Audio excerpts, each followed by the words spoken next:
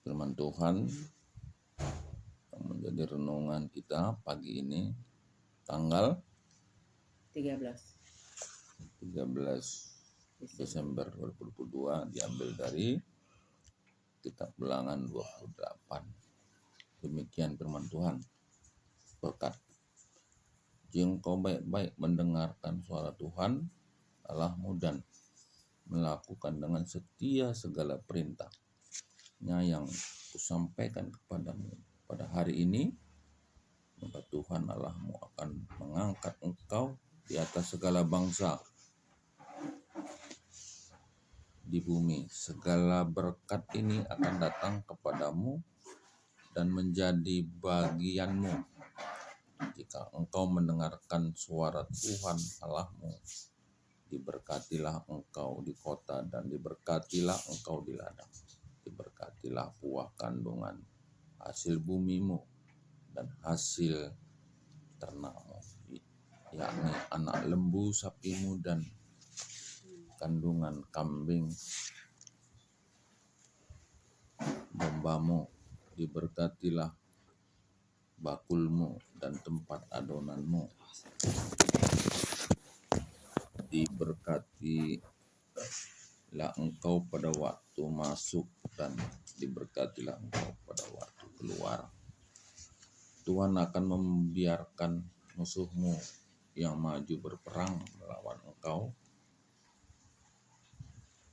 terpukul kalah olehmu. Bersatu jalan mereka akan menyerang engkau, tetapi bertujuh jalan mereka akan lari dari depanmu. Tuhan akan memerintahkan berkat ke atasmu di dalam lumbungmu dan di dalam segala usahamu. Ia akan memberkati engkau di negeri yang diberikan kepadamu oleh Tuhan Allahmu. Tuhan akan menetapkan engkau sebagai umat-Nya yang kudus seperti yang dijanjikannya dengan sumpah kepadamu. Jika engkau berpegang pada perintah Tuhan Allahmu dan hidup menurut jalan yang ditunjukkannya, maka segala bangsa di bumi akan melihat bahwa nama Tuhan telah disebut atasmu dan mereka akan takut kepadamu. Demikian firman Tuhan. Nah, jadi kitab Ulangan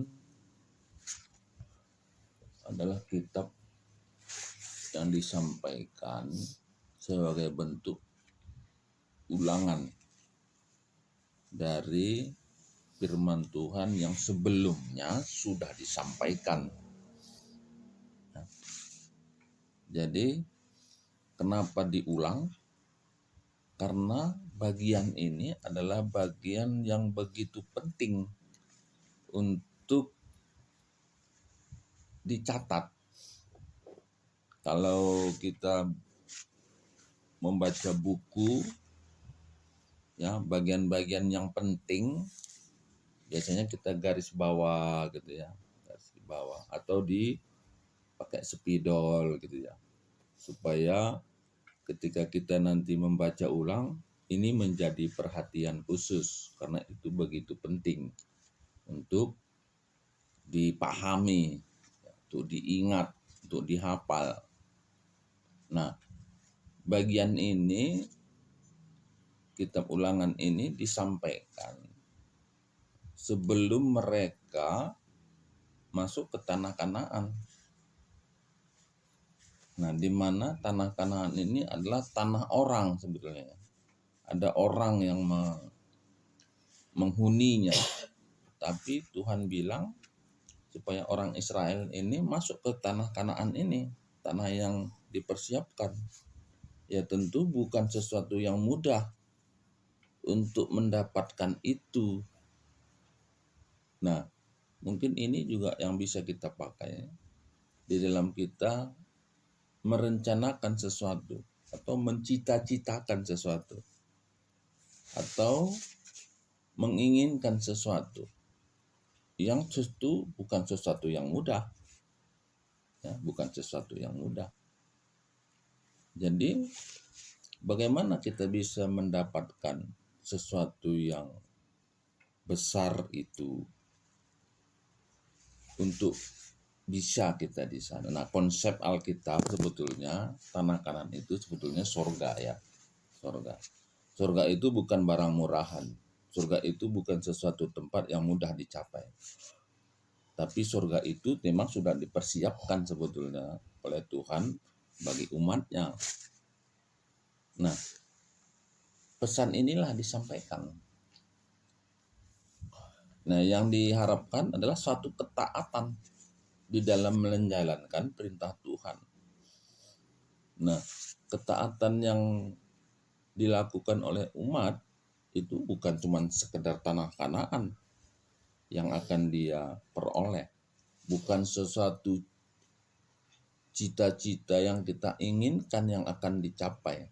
Dapat menjadi dokter, dapat menjadi kepala dinas, menjadi pejabat negara. Dan apapun, Tuhan akan membuka jalan. Tapi dia bilang apa? Perlu ketaatan. Nah, ketaatan ini bisa akan mendapatkan tujuan tadi. Tapi juga bukan cuma tujuan gitu ya. Artinya kalau misalnya kita dalam konteks ini adalah konteks untuk mendapatkan suatu tempat tanah Kanaan. Nah, tanah Kanaan ini bisa saja diilustrasikan apakah itu bentuk cita-cita atau bentuk surga gitu ya. Bukan sekedar untuk dapat itu, tapi dia bilang juga dalam kehidupan ada di berkat yang hebat gitu ya. Berkat untuk mendapatkan, ya kalau zaman ini tentu berkat dari ternaknya. Kalau berladang orang akan mendapat berlimpah. Jadi ada berkat yang luar biasa. Orang bertani akan mendapatkan hasil, harganya kena gitu ya. Kalau orang yang berternak, ternaknya itu juga berlimpah. Nah, kemudian mungkin ya dalam hidup ini, kalau zaman ini ada banyak musuh. Zaman sekarang juga banyak musuh. Musuh itu ya ada musuh yang kelihatan, ada juga musuh yang tidak kelihatan. Karena ini juga tantangan dalam kehidupan. Nah, tapi Tuhan bilang, orang yang taat, Tuhan juga akan berperang melawan musuh itu. Gitu. Dia bilang tadi.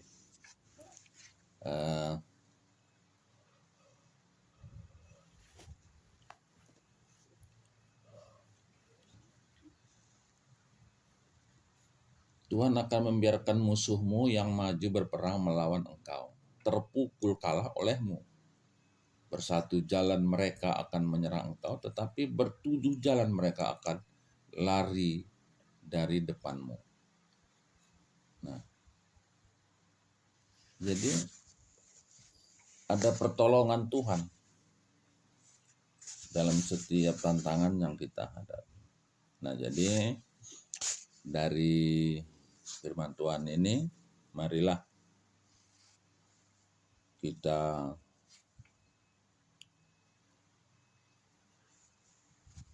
berupaya gitu ya.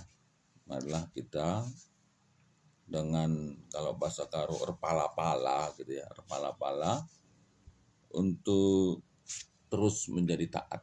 Nah, untuk menjadi taat ini juga perlu baca firman Tuhan. Kalau enggak, apa yang mau ditaati gitu ya. Taat itu artinya ada satu aturan yang diikuti, itulah taat. Dan tidak bisa orang taat kalau tidak mengerti juga aturan. Nah, udah mengerti aturan maka perlu usaha untuk melakukan sesuai dengan aturan itu. Itulah taat. Dan taat itu ada berkat. Nah, jadi sebetulnya dalam hidup ini ada 3 kunci itu yang harus dipegang bagi orang percaya.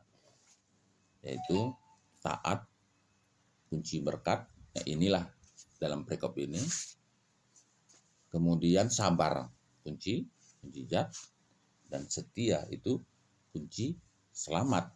Nah, marilah kita Ini menjadi renungan hari ini, pagi ini, satu kunci ya. Kunci berkat itulah taat. Amin.